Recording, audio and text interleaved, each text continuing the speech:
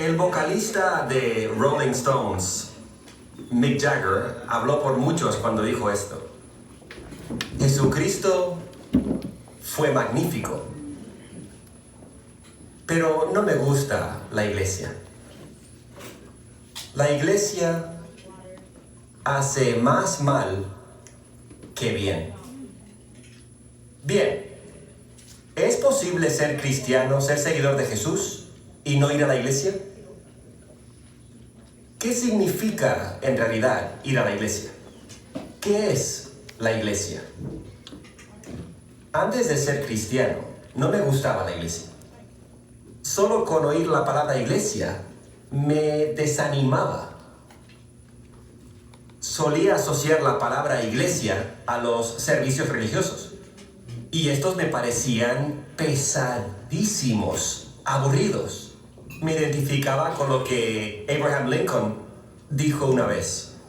Dijo, si toda la gente que se duerme en la iglesia los domingos se tirara en las bancas, estaría mucho más cómoda.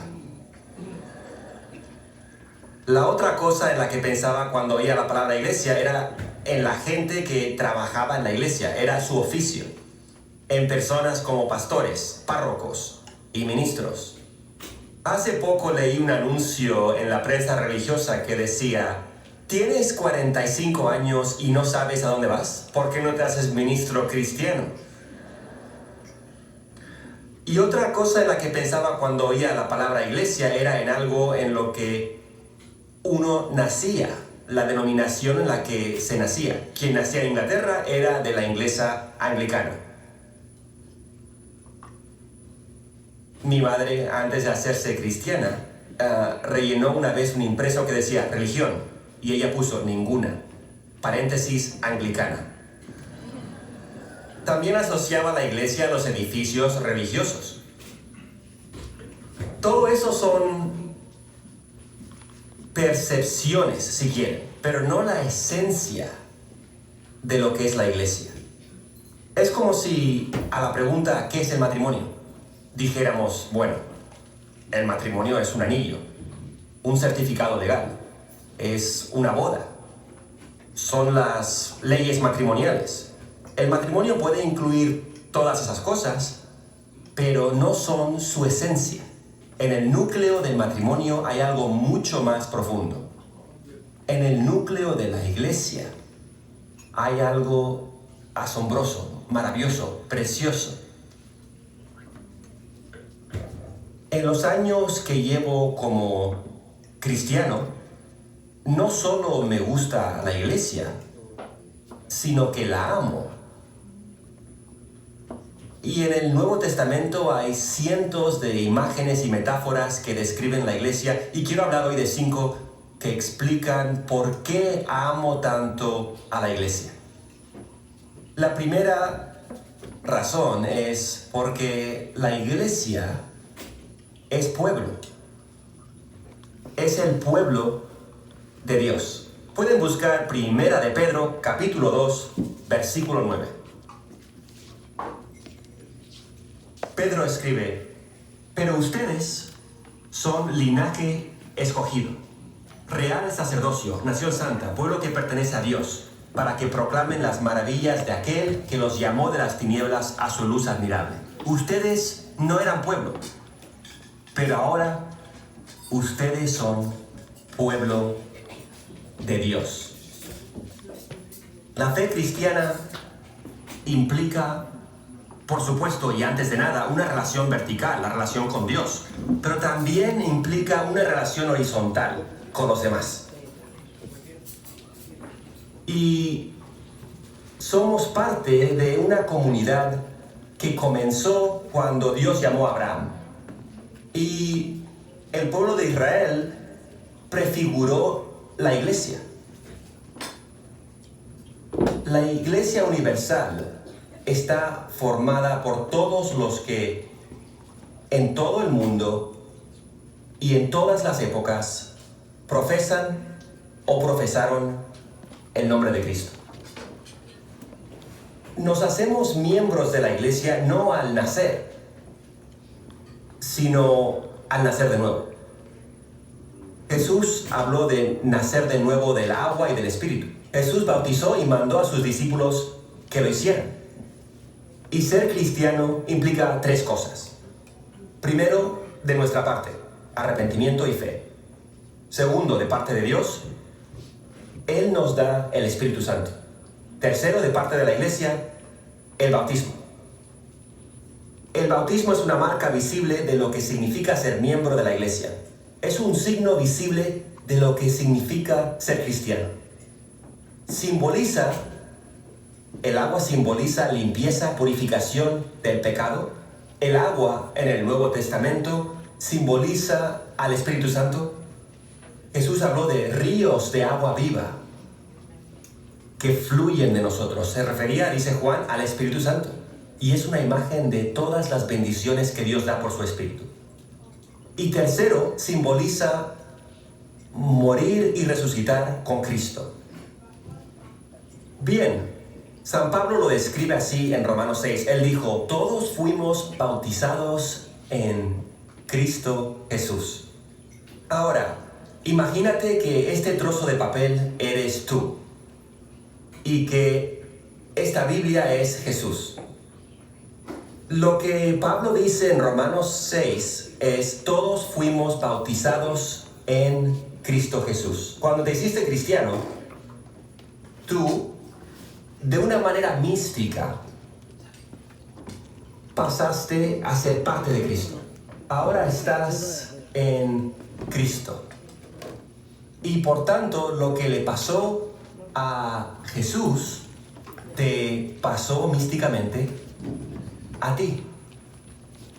Pablo dice, todos los que fuimos bautizados en Cristo Jesús, fuimos bautizados en su muerte. Eso significa que cuando Jesús murió en la cruz, tú moriste en Él.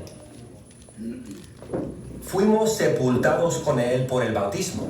Dice que este símbolo de sumergirse en el agua del bautismo significa que fuiste sepultado. Cuando Jesús fue sepultado porque estás en Él, fuiste sepultado con Cristo. Para que como Cristo resucitó entre los muertos, así nosotros vivamos una vida nueva. Cuando Jesús resucitó, tú resucitaste en Él.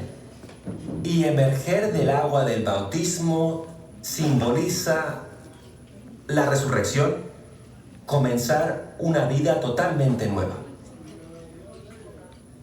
Una vez estaba caminando por Clapham Common y oí a alguien gritar, ¡Nick! Y miré arriba y vi a un hombre en un balcón que me dijo, ¿eres Nicky Gumbel? Yo dije, sí, del curso Alfa. Respondí, sí, espera. Así que le esperé allí, bajó y dijo, hola, me llamo Dave. Hice Alfa en la casa. Cumplí condena de 15 años por robo a mano armada. ¿No quieres pasar? Le dije, me encantaría, pero mejor charlemos aquí fuera. Me habló mucho de él y llegué a conocerlo. Llegué a conocerlo bastante bien y un día me lo encontré y le dije, Dave, ¿qué planes tienes? Dijo, me bautizo dentro de poco. Yo le dije, ten esto en cuenta, Dave. Bajo el agua del bautismo, toda tu vida anterior desaparece. Ese es el simbolismo.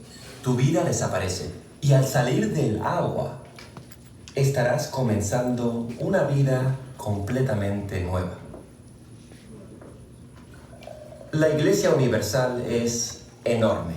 ¿Saben que hay 2.000 millones de cristianos en el mundo? Casi un tercio de la población mundial. Y decenas de miles de personas se hacen cristianas cada día. Vivimos en Europa Occidental y en Europa Occidental la iglesia ha disminuido durante 50 u 80 años.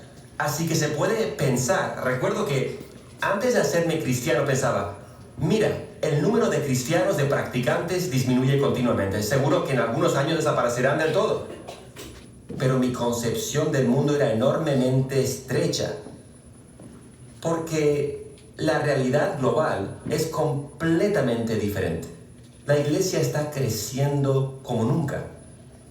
La iglesia en África, hace solo 100 años, en 1900, había 10 millones de cristianos en África. 100 años después, había 360 millones de cristianos en África. Miren lo que pasa en Sudamérica, en China, en Oriente, en todo el mundo. En Estados Unidos, la iglesia todavía es muy fuerte. El 7% de la población del Reino Unido va a la iglesia el domingo. En Estados Unidos, casi el 50% de la población. En Europa Occidental, la iglesia está mermando, pero en muchas partes del mundo la iglesia crece rápidamente.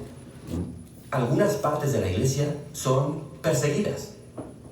De hecho, en más de 60 países en el mundo, he leído, los cristianos son acosados, maltratados, arrestados, torturados o ejecutados exclusivamente por su fe. 200 millones de cristianos en el mundo viven con miedo de la policía, a la represión y a la discriminación estatal. Con todo, la iglesia en esas partes del mundo, según todos los datos, parece seguir siendo muy fuerte. La Iglesia Universal tiene expresiones locales. Esta sería una expresión local de la Iglesia Universal. Y Pablo, allá donde iba, plantaba iglesias. Iglesias que salen en el Nuevo Testamento, en Asia, en Galacia. Y estas iglesias locales, a su vez, se dividían en grupos más pequeños. Por razones prácticas, distinguimos 3 tamaños diferentes. En primer lugar está el grupo pequeño, como los grupos pequeños que hay aquí en el curso Alfa. Suele ser un grupo de unas 12 personas.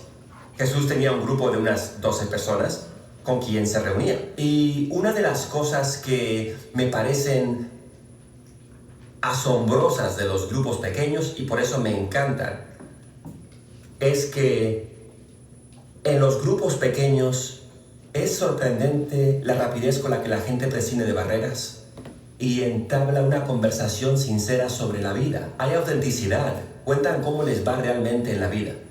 La gente habla de sus problemas, sus dudas, sus miedos, sus fracasos.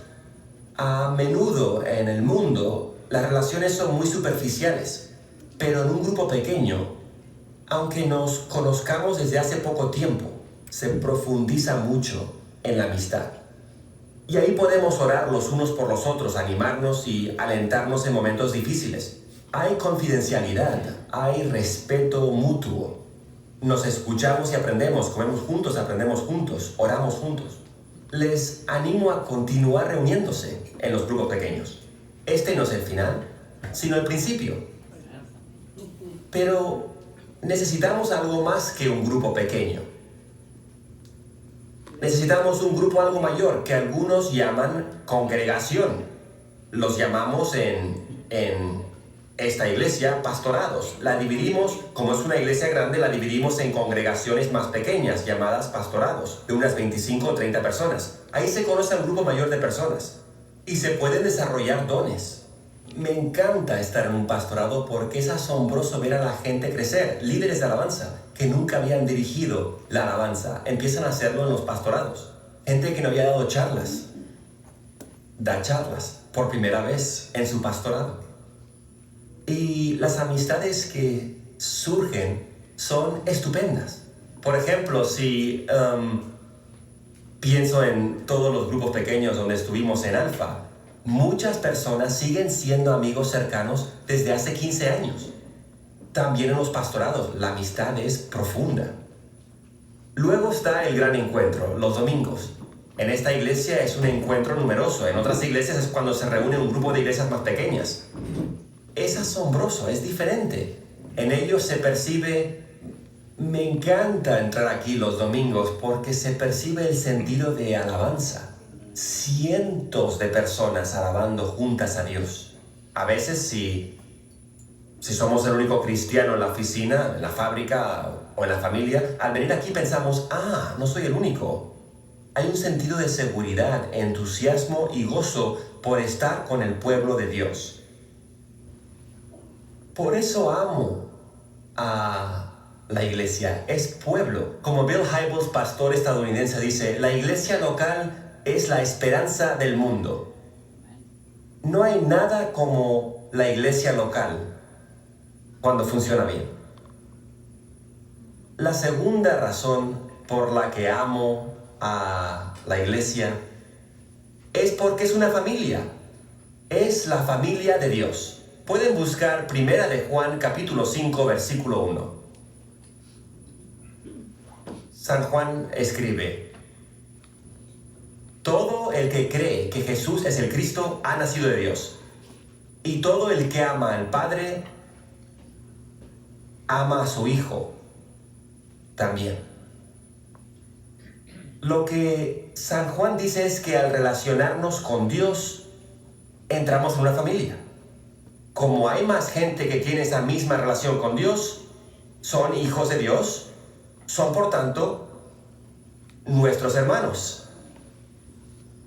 Uno puede escoger a sus amigos, pero no a su familia. Miren a su alrededor. No veo mucho movimiento. Son muy tímidos. Apenas se han movido. Miren a su alrededor porque esta es su familia. Miren a sus hermanos y hermanas. O si aún no eres cristiano, a tus posibles hermanos y hermanas. No sé si esto te alienta a ser cristiano o si te desanima por completo. Los hermanos pueden reñir entre sí, pelearse o dejar de verse, pero seguirán siendo hermanos. Nada puede acabar con esa relación. Como saben, la historia de la iglesia ha sido muy triste porque ha sido una historia de separación. A lo largo de la historia de la iglesia hubo 4 rupturas principales. En los siglos IV y V, las iglesias orientales antiguas se separaron. El siglo XI vio el cisma entre la iglesia católica y la iglesia ortodoxa. Durante la Reforma ocurrió la separación entre católicos y protestantes. En el siglo XIX surgieron las denominaciones. No hubo denominaciones hasta el siglo XIX. En 1900 había 2000 denominaciones. En 1980 había 20.000 denominaciones y en el año 2000 había 34.000 denominaciones. Y la iglesia se ha dividido por cualquier tema imaginable, así como por cualquier tema inimaginable. Una vez estábamos en San Francisco y fuimos al puente Golden Gate, un lugar fabuloso con vistas estupendas. Y allí me contaron que a un hombre que había estado en el centro del Golden Gate contemplando las vistas, se le acercó otro turista y se puso a su lado a hacer lo mismo. Dijo: le oí decir al admirar la belleza de las vistas, ¡qué grande es Dios! Me volví a él y le dije: ¡oh, eres cristiano! Dijo: sí, soy cristiano. Yo también. Y nos dimos la mano. Dije: ¿eres cristiano liberal o fundamental? Dijo: cristiano fundamental. Yo también. Y nos sonreímos y asentimos con la cabeza. Dije: ¿eres cristiano fundamental del pacto o dispensacional? Dijo: cristiano fundamental dispensacional. Yo también. Y nos dimos una palmadita en la espalda. Dije: ¿eres cristiano fundamental dispensacional de los hechos tempranos, medios o tardíos? Dijo: cristiano fundamental dispensacional de los hechos medios. Yo también. Y acordamos felicitarnos siempre por Navidad.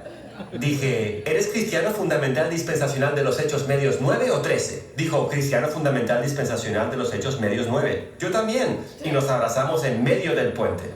Dije: ¿eres cristiano fundamental dispensacional de los hechos medios 9, pre-trib o post-trib? Dijo: cristiano fundamental dispensacional de los hechos medios 9, pre-trib. Yo también. Y acordamos intercambiar los hijos en verano. Dije: ¿eres cristiano fundamental dispensacional de los hechos medio 9 pre-trib dentro o fuera de los 12? Dijo: cristiano fundamental dispensacional de los hechos medios 9 pre-trib de los 12. Dije: eres un hereje. Y lo tiré del puente. Así ha sido la historia de la iglesia, pero ahora estamos en una época apasionante en la que las barreras entre denominaciones están desapareciendo. Y la división es un escándalo porque desde fuera de la iglesia nos ven y dicen: miren, si entre ustedes no se ponen de acuerdo en lo que creen, ¿por qué me iba a interesar? Pero Jesús oró. Antes de morir, Jesús pidió que fuéramos uno para que el mundo creyera. Y Pablo dice, esfuércense por mantener la unidad del Espíritu. Por supuesto, no a expensas de la verdad. San Agustín oró para que en lo verdaderamente esencial de la fe, lo que está en el centro de nuestro credo, hubiera unidad. En las cosas más periféricas, lo que no es esencial, hubiera libertad, se pueden creer cosas diferentes. Y en todo, amor. El padre Raniero Cantalamessa, el predicador de la Casa Pontificia, un hombre admirable, dio una conferencia en 1991 que jamás olvidaré y en la que nos hicimos amigos. Dijo lo siguiente: lo que nos une como cristianos de todas las denominaciones es infinitamente mayor que lo que nos separa.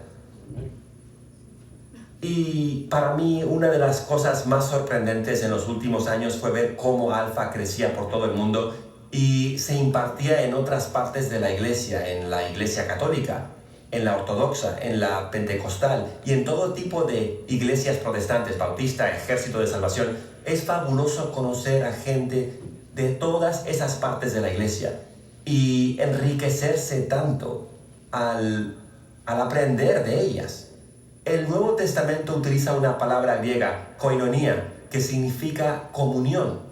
Es el tipo de relación íntima que debemos tener con Dios y también entre nosotros. Supera las barreras raciales, de color, intelectuales y cualquier barrera cultural. Y nos conduce a un nivel de amistad que nunca había experimentado fuera del contexto de la iglesia. Y nos necesitamos. John Wesley dijo, el Nuevo Testamento no concibe la religión solitaria. Hay dos cosas que no podemos hacer solos, ni casarnos solos, ni ser cristianos solos. La carta a los hebreos dice, por tanto, no dejemos de congregarnos como algunos ya hicieron. Porque si no nos congregamos, esta es mi experiencia al observar a gente que profesó la fe en Jesucristo. Si no se reunían con otros cristianos, les resultaba casi imposible sobrevivir como cristianos. Supe de un joven que estaba en una situación de lucha, se había hecho cristiano, pero sentía que se estaba alejando, arrastrado por dudas y dificultades hasta perder su fe. Fue a visitar a un anciano muy sabio que vivía en una cabaña en la que tenía una hoguera encendida. Empezaron a hablar y el joven le contó al anciano lo que le estaba ocurriendo en su vida. El anciano se quedó callado, pero se acercó al fuego, tomó una brasa con unas tenazas, la sacó del fuego y la puso fuera. Mientras el joven hablaba, dejó que la brasa perdiera su incandescencia hasta que quedó negra y fría. Luego tomó las tenazas y puso la brasa en el fuego. Y en pocos minutos la brasa se puso al rojo vivo. No tuvo que decir nada. El joven se fue sabiendo por qué su fe se había enfriado. Esa es la segunda razón por la que amo a la iglesia, es la familia de Dios. La tercera razón es que la iglesia es imagen de Jesús para la gente de hoy. Es el cuerpo de Cristo. Pueden buscar 1 Corintios capítulo 12, versículo 27. San Pablo dice, ustedes son el cuerpo de Cristo y cada uno es miembro de ese cuerpo. Como Juan Calvino, el gran reformador del siglo XVI, dice, llama a la iglesia Cristo. El obispo Lesslie Newbigin dijo, Jesucristo nunca escribió un libro. Lo que hizo fue fundar una comunidad, la iglesia.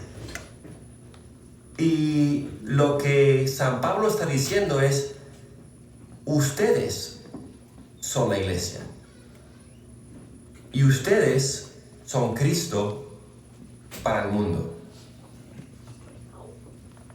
Cada uno de ustedes representa a Jesús allá donde estén, en su familia, en su lugar de trabajo, en su barrio, en su tiempo de ocio. Son Cristo. El pastor estadounidense de John Wimber nos dijo hace muchos años, ya falleció, pero nos contó una historia que nunca olvidé.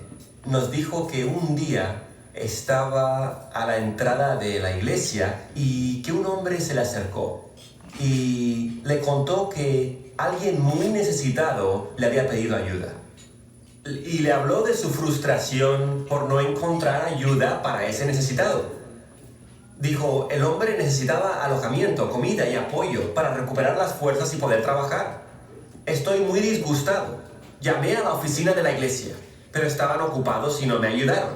Al final tuve que acogerlo en mi casa toda la semana. ¿No cree que la iglesia tendría que cuidar a esta gente? John Wimber quedó pensativo y dijo, parece que la iglesia lo hizo. Porque tú eres la iglesia cada vez que alimentas a un hambriento. La iglesia lo hace. Cada vez que visitas a un enfermo o a alguien en la cárcel, es la iglesia.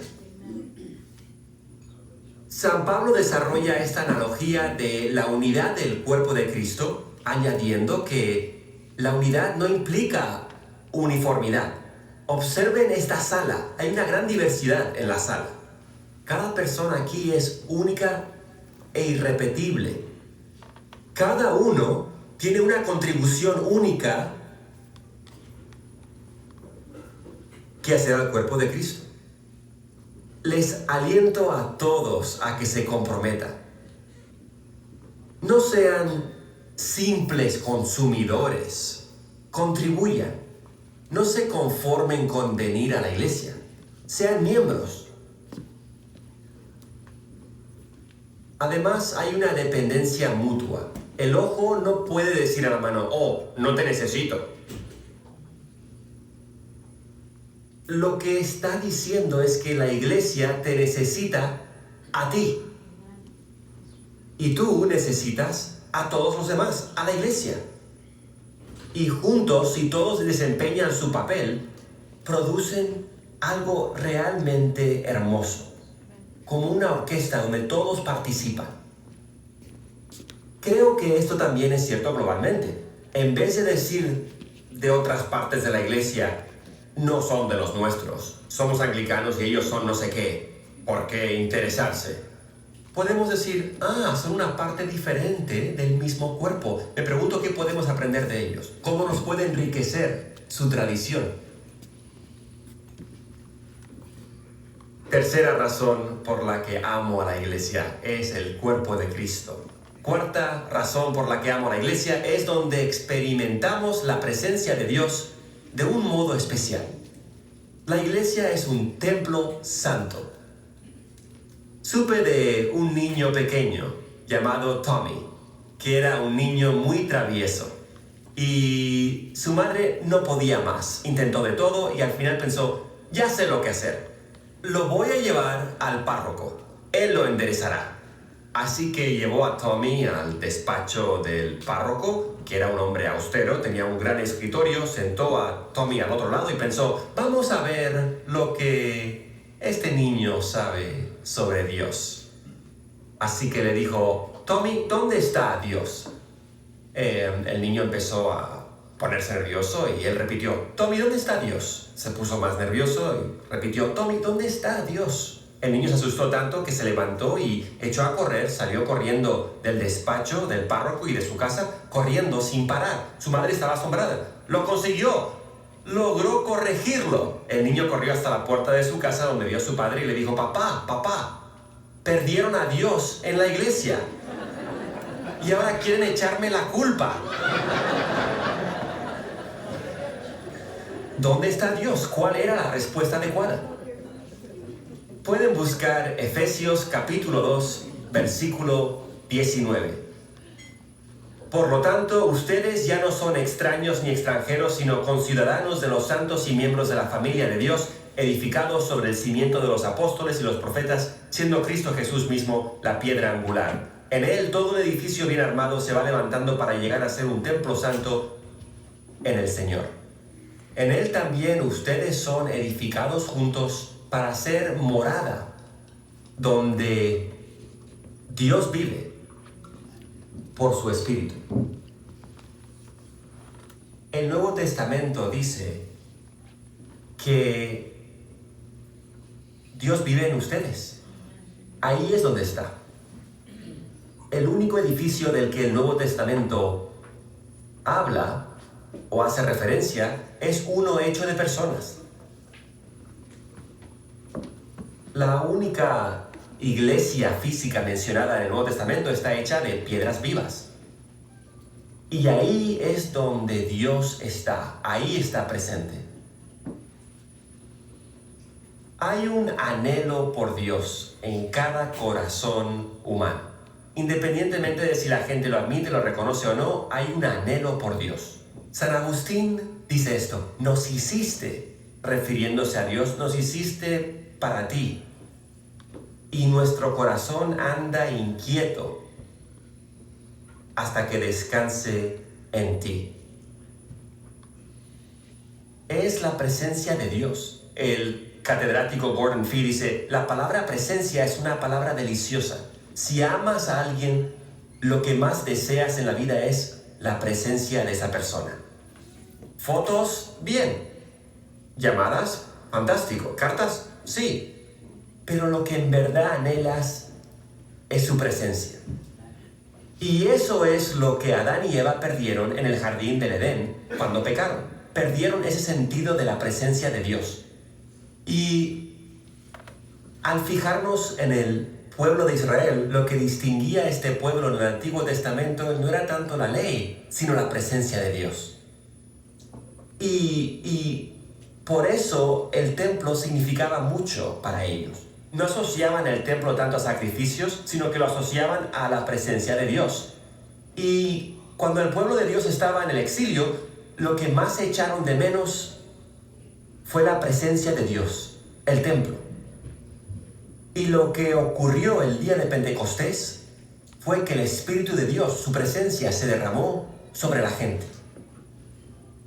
El Nuevo Testamento habla de ti como individuo. Tú eres el templo del Espíritu Santo. El Espíritu Santo habita en ti, pero más a menudo habla en plural de la congregación de los cristianos.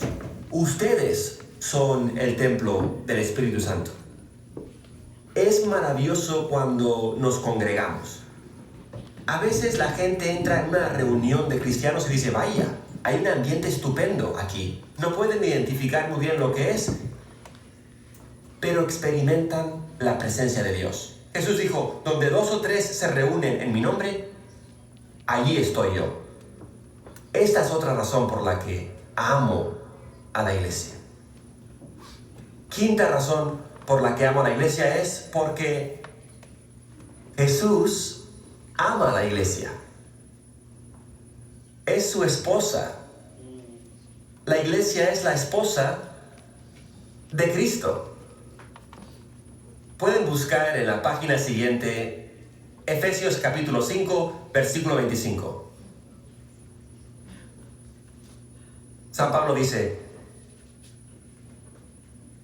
esposos, amen a sus esposas, así como Cristo amó a la iglesia y se entregó por ella para hacerla santa, purificándola con agua mediante la palabra, para presentársela a sí mismo como una iglesia radiante, sin mancha, ni arruga, ni ningún otro defecto, sino santa e intachable. Y después pasa a hablar de la relación matrimonial. Pero en el versículo 32 dice lo siguiente: esto es un misterio profundo. Y dice: parece que estuviera hablando del matrimonio, pero en realidad yo me refiero a Cristo y a la iglesia. Esto resume todo lo que vimos en el curso Alfa. Porque en el centro del cristianismo está el amor. El Nuevo Testamento se sirve de analogías sobre las relaciones humanas más estrechas, padre e hijo. Aquí dice, de hecho, que quizá la mejor analogía para esto es el amor entre esposo y esposa. Ese amor íntimo.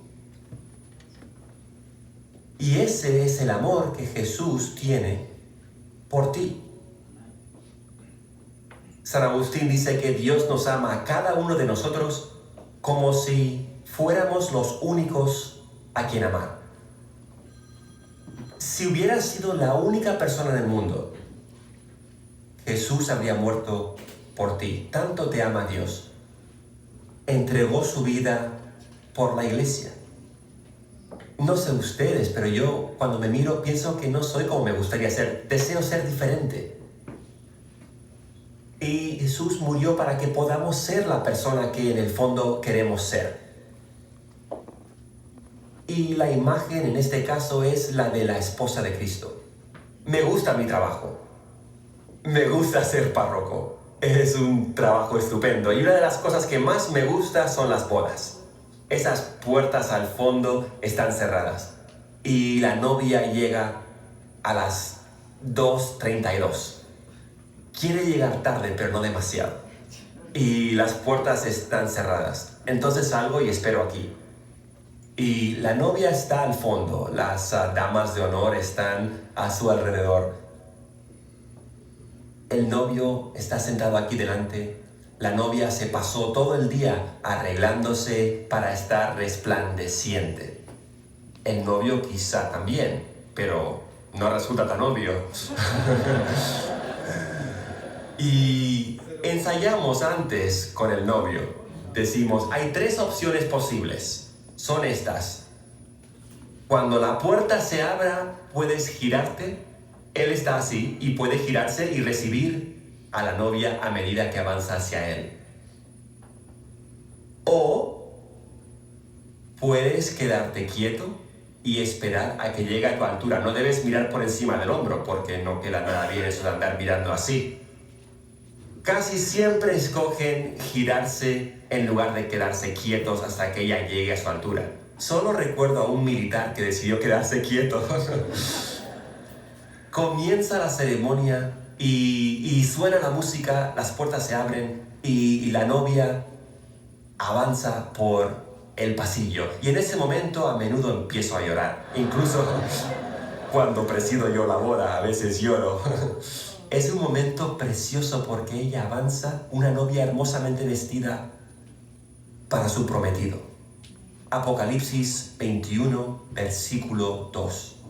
Vi la ciudad santa, es una imagen de la iglesia, la nueva Jerusalén, que bajaba del cielo de Dios, preparada como una novia hermosamente vestida para su prometido. Así que, ¿es posible ser cristiano y no ir a la iglesia? La respuesta es, no vamos a la iglesia. Ustedes son la iglesia.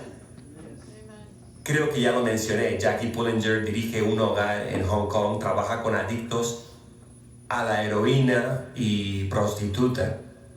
Y nos habló una vez de una mujer de 72 años llamada Alfreda. Alfreda había sido heroinómana durante 60 años y había sido prostituta durante 60 años o había estado involucrada en ese negocio todo ese tiempo. Ya era demasiado mayor, obviamente, para trabajar, así que sentada en la calle se encargaba de limpiar las cloacas en esa zona deprimida con un palo para que no se atascaran. Y se inyectaba en la espalda 3 veces al día la heroína, porque ya tenía las piernas y los brazos destrozados. No tenía documento de identidad, así que para el gobierno de Hong Kong ella no existía. Pero hace algunos años entregó su vida a Cristo. Fue perdonada y empezó a cambiar. Se fue a vivir a una de las casas de Jackie. El inicio fue muy difícil, pero luego Dios empezó a sanarla y vio que había gente que estaba peor que ella y empezó a intentar ayudarnos. Y cambió. Y luego Jackie dijo que conoció a un hombre llamado Little Wah, de 75 años, y que se casaron. Jackie describió esa boda como la boda de la década, porque esa ex prostituta y ex heroinómana avanzó por el pasillo de blanco, purificada, perdonada y transformada por el amor de Jesucristo. Eso para mí es una imagen de la iglesia. Solo hay un camino hacia la iglesia, y es decir: Dios, ten piedad de mí, soy pecador. Y cuando decimos eso, Dios en su amor responde: tú eres parte de mi pueblo, eres mi familia, eres mi representante, mi cuerpo en la tierra. Eres un templo santo, mi espíritu vive en ti. Eres mi esposa. Oremos. Señor, te damos gracias por este maravilloso privilegio de ser parte de la Iglesia de Jesucristo. Muchísimas gracias por habernos incluido en el pueblo de Dios, por aceptarnos como tu familia, hijos e hijas de Dios, por dejarnos ser tu cuerpo en la tierra para que la gente vea en nosotros a Jesús. Gracias por revelarnos tu presencia, sobre todo cuando nos reunimos. Y gracias porque nos amas tanto que nos llamas tu esposa.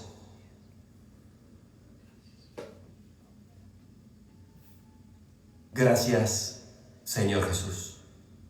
Amén.